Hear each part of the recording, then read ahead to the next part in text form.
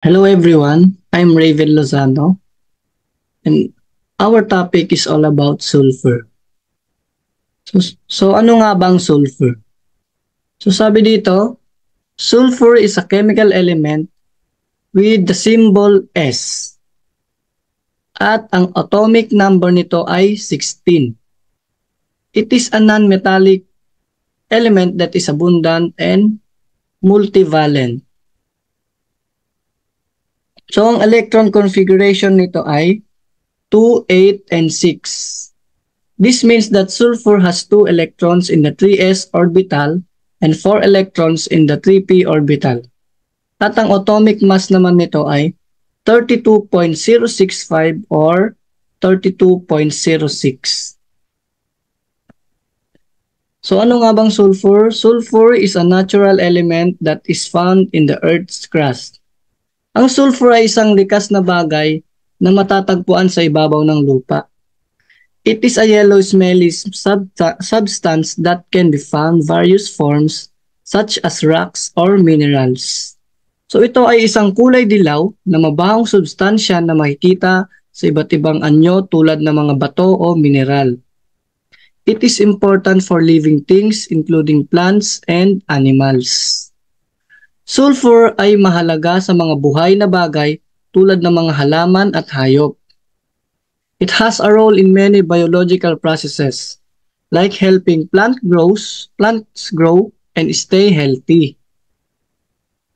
Mayroon itong papel sa maraming biological na proseso tulad ng pagtulong sa pagpapalaki at pangangalaga ng kalusugan ng mga halaman. It is one of the essential nutrients that is required for the adequate growth and development of plants. So sabi dito, ang sulfur ay isang bagay, ang sulfur ay pang-araw-araw na buhay o ginagamit ang sulfur sa iba't ibang paraan tulad ng paggawa ng posporo, pulbura, at ilang gamot. Sulfur is really important for plants and here is why. Number 1 is making proteins. Ang sulfur ay bahagi ng ilang mga building block na tinatawag na amino acids na tumutulong sa paggawa ng mga protina. Ang mga protinang ito ay kailangan para sa paglaki at tamang paggana ng mga halaman. Number 2, helping enzymes. Ang sulfur ay tumutulong sa paglikha ng mga coenzyme. Ito ay mga tagapag-alalay na nagpapatiyak na magawa ng mga enzyme sa halaman ang kanilang mga gawain. At ang pangatlo, creating vitamins.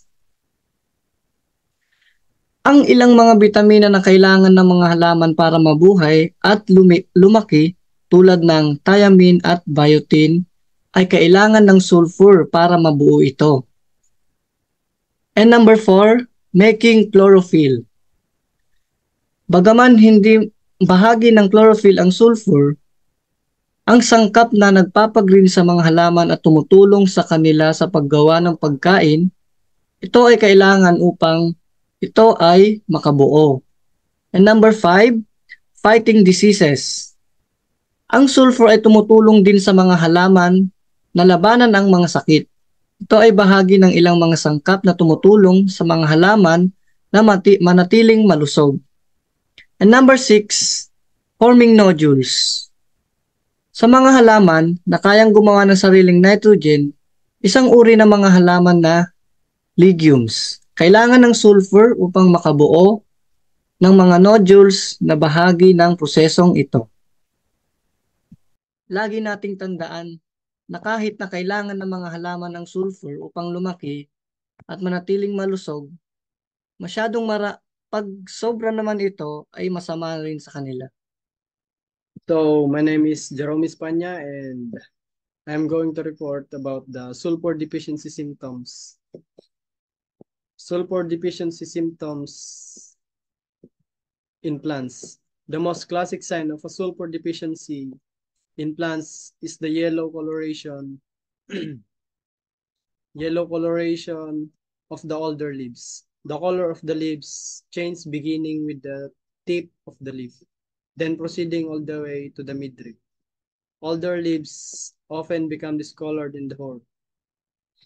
In some instances, intervenial stripping is present. So as you can see here, there is two different types of plants. Sa itaas na picture, nakita natin dito yung healthy plants. It has all the nutrients that it has need and the abilities to grow healthy.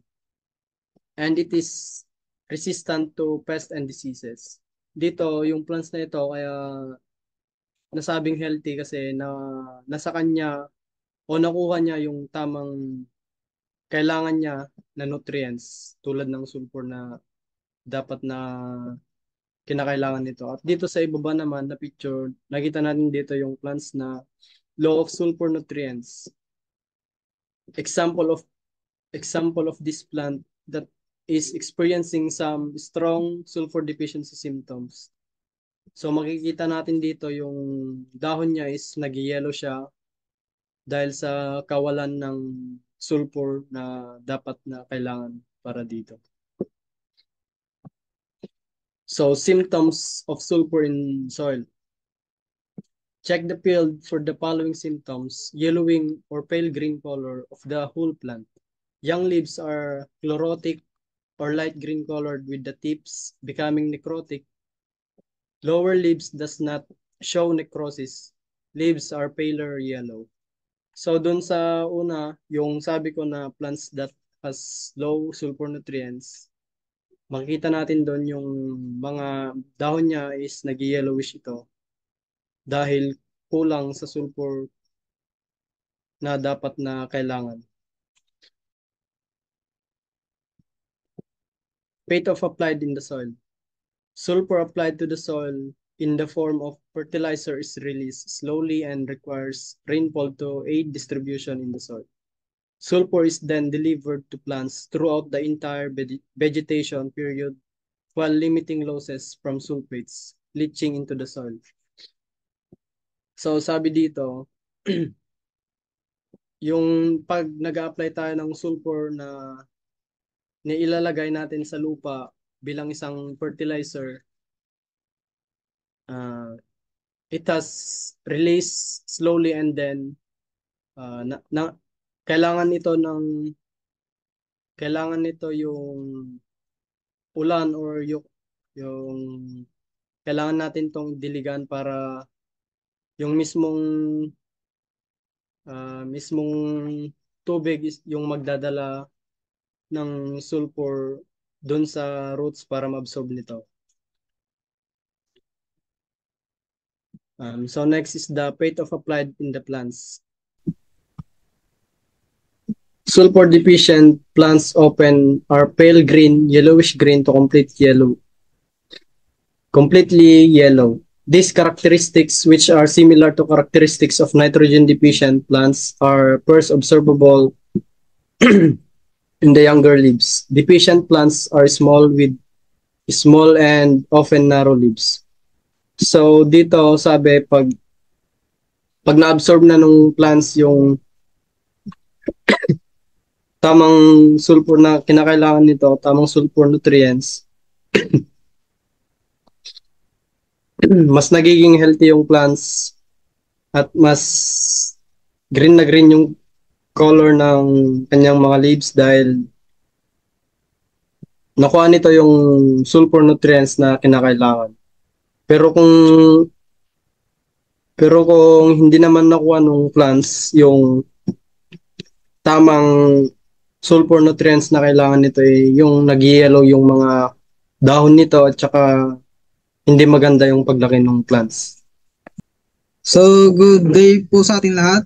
I'm James Mark G. Benjamin and ang re-report ko po ngayon ay about sa uptake and intake and the function of the sulfur. Uptake. Plant uptake sulfate directly from the soil by using their dedicated sulfate transporter. In addition, Plants also use the sulfate transporter of a symbiotical associated organism like bacteria and fungi to uptake sulfur from the soil, especially under sulfur depleted condition. So, ang sabi naman kasi dito, ang halaman daw ay direktang kumukuha ng sulfate mula sa lupa. Sa pamamagitan ng kanilang mga dedikadong mga sulfate transporter. So, ano nga ba ang sulfate transporter? Sulfate transporter. These are integral membrane proteins controlling the flux of sulfate entering the cell and the subcellular compartments across the membrane lipid billiards.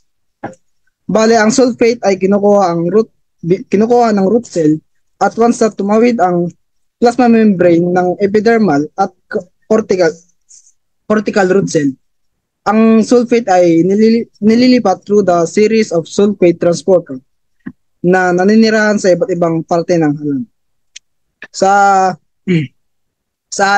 At in addition daw, ang halaman daw ay ginagamit ang sulfate transporter ng isang symbiotical associated organism katulad na lang ng bacteria at fungi para makakuha ng sulfur mula sa lupa. Sa intake naman, bali sa intake, dahil nga ang sulfur ay isa sa pinakamahalagang nutrient na kinakailangan ng halaman para sa kanilang paglaki.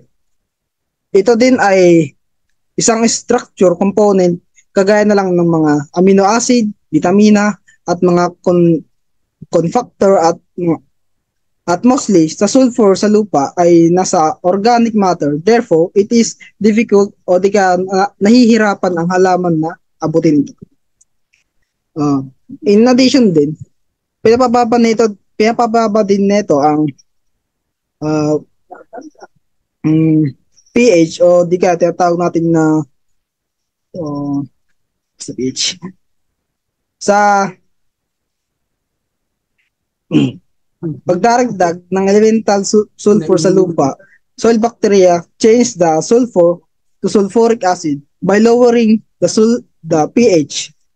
Kung ang soil pH ay mas mataas ng 5.5 o di kaya acidic ito para sa halaman, maglagay lamang ng elemental sulfur para mas pababaan ito ng 4.5. Dito naman sa may function, sulfur is essential for many growth function in plant including nitrogen, metabolism, enzymes, activity, and protein, and soil synthesis. Generally, sulfur deficient plant have short and or spindly stem and yellowing of the young or top leaves. Function.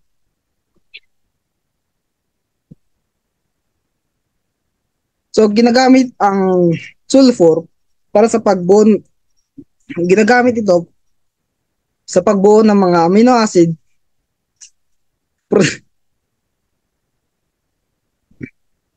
ginagamit ito sa pagbuo ng mga amino acid, proteina at mga oil. Ito ay kinakailangan para sa pagbuo ng chlorophyll o diga para hindi magyelo ang dahon ng halaman. Napopromote din ito ng nodulation sa katulad ng mga munggo at tumutulong din ito sa pagdevelop at pag-activate ng mga enzymes at vitamins.